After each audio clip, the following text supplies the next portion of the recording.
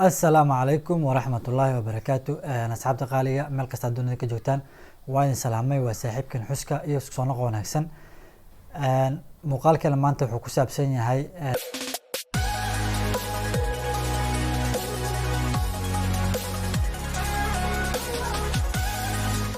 waxaan rabaa inaan idinku soo gudbiyo muuqaalo oo idinka aad wax badan ka faa'iidi doontaan haddii ay tahay sida kamerada iPhone-ka loo isticmaalo, sida muuqaalo qurux badan loogu duubo. muuqaaladaas dhan ayaan idiin soo wadaa, idinkama hordhacayo. muuqaalka maanta waxaan idinku talagalay wax yaroo kooban oo aan rabo inaan kaga hadlo sida la iskaga saxo kamerada iPhone-ka aadna ugu duubi karto muuqaal qurux badan. sidaan hore idinku sheegaba muuqaaladaas ayagoo ah muuqaal anigoo macnaha muuqaaladaas sameynayo iyo macnaha qaabka loo duubo muuqaal quruxsan adigoo isticmaalayo iPhone-kaga waan idiin soo gelin doonaa. wax badan ayaan rabay inaan muuqaalkan idiin soo duubo, laakiin waxaa socotaa hawshii aan ku diyaarinayay studio-gayga oo xaafadda sida loo yaqaano home studio ayaan hadda diyaarinaya. marka intaan taas ay socoto waxaan jeclaystay inaan hawsha iska sii bilaabo. hadday noqoto inaan idiin sheego wixii macnaha aan rabo inaan idiin soo gudbiyo. marka waxaan rajeynayaa muuqaalkan inuu wax badan idin anfici doono, wax badan aad ka faa'iideysan doontaan, maadaama aan jeclahay wixii aan sameynayo oo anigana aan jeclahay in ay dadka walaalahay oo hadda maanta social media ku jira inay iga faa'iideystaan waxa aniga hadda aan bartay mise aan idinku dheerahay. marka sidaa ogtihiinba duubista muuqaalka waxay u baahan tahay farsamo, u baahan tahay muuqaal quruxsan inuu ahaado. marka dad badan oo Soomaali ah YouTube-ka ku jira, haddii social media ha noqoto, hadday YouTube-ka noqoto, hadday TikTok noqoto, hadday Instagram noqoto. marka dad badan waxaa arkaysaa mobilada iPhone-ka sida ogtihiinba waa mobile camera wanaagsan wataan qabaan oo xataa aad u isticmaali kartid. laazim maaha inaad camera weyn haysatid. haddii mobile hataa haddaad iPhone hataa haysanin ay haysato mobile Android ah, mobilekaas camera ayuu leeyahay. cameradaas ayaadna waxaa rabta ku duuban kartaa. so marka aniga laakiin waxaan isticmaalaya mobile iPhone 11 waaye. marka dadka badana ka faa'iideysan doonaan waa dadka mobilada iPhone-ka isticmaala. sida ogtihiinba mobileka iPhone-ka wuxuu leeyahay camera aad iyo aad u wanaagsan. marka laga hadlo kamerada ma u baahnid xataa inaad camera weyn aad haysatid, mobilekaada ayaad ku duuban kartaa waxa la wixii aad u baahatid. marka waxaan jeclahay inaan idinka sharaxo wax yar qaabka iPhone camera la iskaga saxo, anigoo casharo badan idiin soo wado iyo muuqaalo badan oo aan idinku tusi doono sida muuqaalo quruxsan loogu duubo telefoonka mise iPhone-kaaga. so muuqaalka maanta waxaan idinku talagalay inaan ka hadlo wax yar oo kooban aan rabo inaan idinka fahansiiyo. midda koowaad sida aniga waxaan isticmaalayaa iPhone 11 ayaan isticmaalayaa. so marka iPhone 11 wuxuu qabaa laba camera ayuu qabaa. camera waa midda kore waxaa la yirahdaa standard lens, midda ka hoose ayadan waxaa la yirahdaa wide angle lens. marka standard lenska waa midda 1x ka ah, midda ka hoose oo wide angle lenska waa midda 0.5 ka ah. marka telefoonada kale sida iPhone 11 Pro-ga iyo wixii kasii kore 11 Pro Max-ka ilaa 12 Pro-ga saddex camera ay qabaan. kamerada saddexaad marka waxaa la yiraahdaa telephoto lens. marka telephoto lenska iyo standard lenska iyo wide angle lens ayaa la kala dhahaa. marka mid walbaba waxay leedahay xilli aad u isticmaali kartid muuqaalka aad rabtid inaad duubtid. marka haddaan idinka bilaabo standard lenska waa lenska markaad kamerada aad sidaa u furtidbo toos kuu geynayo waa midka standardka. midka standardka wuxuu ku wanaagsan yahay mise aad ku duubi kartaa muuqaalada sida midka hadda aniga aan kala hadlayo. waxaa la yiraahdaa talking head videos. talking head videos waa muuqaalka marka sida tooska aad kamerada oo la hadlayso. marka muuqaalka sida tooska kamerada oo la hadlayso waxaa isticmaalaysaa standard lenska, isticmaalaysaa 1x-ka. haddii aad jeceshahay in aad macnaha studio-gaada mise meesha aad wax ku duubeysid ay aragto in muuqaalka uu wada qabto guriga mise background-ka uu wada qabto meel ballaaran u qabto, marka waxaad isticmaali kartaa sidoo kale midka ka hoose ee wide angle lenska la yiraahdo. marka wide angle lenska wuxuu u wanaagsan yahay midda horta markasta la isticmaalo badanaa haddii banaanka aad joogtid iyo haddii guriga aad joogtidba waa wide angle lenska.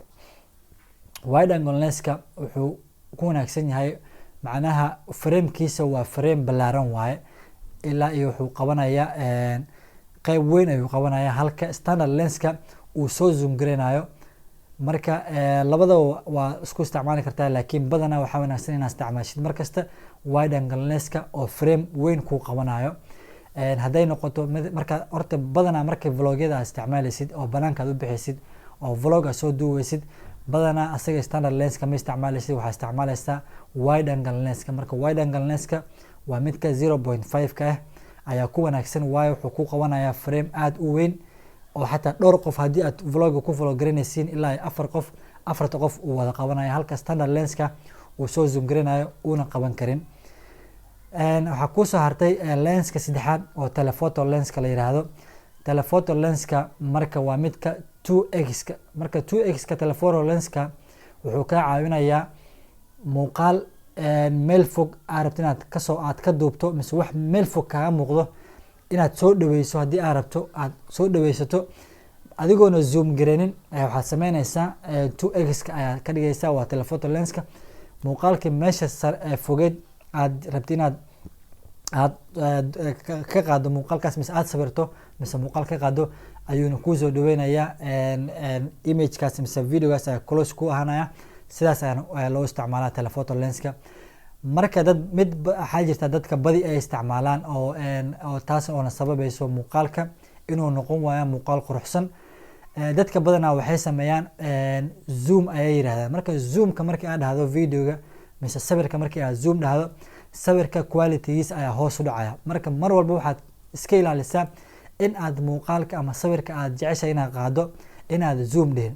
haddii aad jeceshahay inaad sawir qaado 1x ka oo standardka ayaad ku isticmaalaysaa. haddii aad rabto inaad isla sawirka aad wide angle ku qaado, wide angle waa 0.5 ka oo balaarka, waxaad sameynaysaa intii aad zoom garan lahayd imageka mise focal point-ka ama qofka adiga aad sawiraysid mise wixii aad sawiraysid waad ku dhawaanaysaa. intii aad zoom garan lahayd waad ku dhawaanaysaa adigoona bedelin settingka oo macnaha 1x ka ama 0.5x ka haddii wide angle ay tahay, adigoona zoom garanin ayaad objectkii ama focal point-ka mise objectka waxaan ka wadaa wixii marka adiga aad sawiraysid ama qof haddii aad sawiraysid mise wax kale haddii aad sawiraysid ama guri aad sawiraysid, wixii haddii aad 1x isticmaalaysid intaad zoom garan lahayd waad ku dhawaanaysaa sidii aad sawirka ku qaadaysaa. sidoo kale haddii aad wide angle isticmaalayso oo 0.5x ka, intii aad zoom garan lahayd waad ku dhawaanaysaa. haddii uu kugu dhow yahayna waad ka yar fogaanaysaa adigoona bedeleynin settinga 0.5x ka ama 1x ka. sababtan taa u leeyahay waxaa waaye muuqaalka markii aad zoom garayso quality ayaa hoos u dhacaya. marka markasta waxaad iska ilaalisaa in muuqaalka aadan zoom dhihin. taas markii laga soo tago, waxaa ka hadalnay saddexda lenska kamerada iPhone-ka uu leeyahay. haddii uu midda saddexaad uu lahayn telefoonkaaga waa dabcan waa wixii iPhone 11 iyo wixii ka hoose, laakiin wixii iPhone 11 iyo ka kore waan idiin sheegay 3 lens ayuu leeyahay. marka laga soo tago lenska aan idiin sharaxay, waxaa imaanaysaa camera setting. sida ogtihiinba telefoonka iPhone-ka wuxuu duubaa muuqaal aad u qurux badan, muuqaalkaas oo 4K aad ku duubi kartid. wuxuu ku duubi karaa 4K, waxaa kaloo ku duubi karaa 1080p. marka waxaa ugu wanaagsan markasta inaad ku duubto muuqaalkaada iPhone-ka 4K. default-ka macnaha mise midda ugu horeysa markii aad furto wuxuu ku tusayaa 4K. datiga waxaa waaye 30 frames per second.